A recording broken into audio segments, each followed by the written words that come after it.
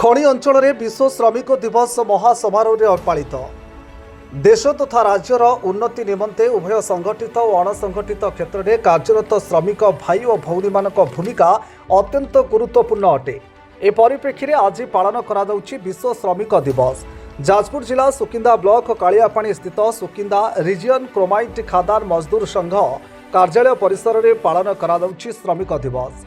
ए कार्यक्रम में मुख्य अतिथि भाव सुकिंदार पूर्वतन विधायक तथा ओडिशार मंत्री प्रीतिरंजन घड़ाई जोग देथिबार देखिबाकू मिलिथिबा बेले श्री घड़ाई तांको अभिभाषण में कहिसेंति श्रमिक माने हेले आम देशर मेरुदंड।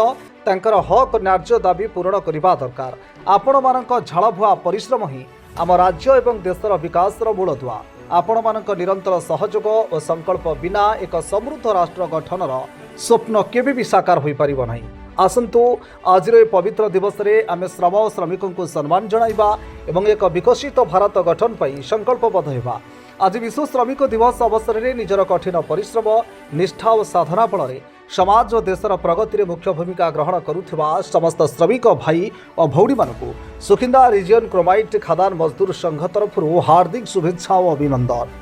श्रमिक दिवस उपलक्षे आज सुकिंदा रिजियन क्रोमाइट खादान मजदूर संघ तरफ आज कालियापाणी ठारे आज आयोजन होती श्रमिक दिवस। आज समस्त श्रमिक भाई भौणी मैंने परिवार वर्ग अंचल समस्त बुद्धिजीवी युवक साथी मैंने भी एकत्रित सफल कर अंचल जो अस्थिरता देखा देती अंचल जो अराजकता बर्तमान देखा देती जो ठिकादार माने बर्तमान शासन करिवार शासन दायित्व नहीं आजिका दिन में जो डबल इंजिन सरकार एटिका प्रतिनिधि सांगे मिलित भाव में ठिकादार बर्तमान एक होती ठिकादार आटी लोक प्रतिनिधि बीजेपी से बर्तमान एक होती बर्तमान श्रमिक मान जो शोषण करुँच यह बर्तमान चिंतार विषय हो जाए। बर्तमान श्रमिक मैंने एकत्रित होती आगामी दिन जवाब देवे क्या श्रमिक मान हक अधिकार सम्मान सबु बेले आमर प्राधान्य रही। आगामी दिन में श्रमिक मान अधिकार सम्मान हक ये लड़ाई जारी रही। Bureau report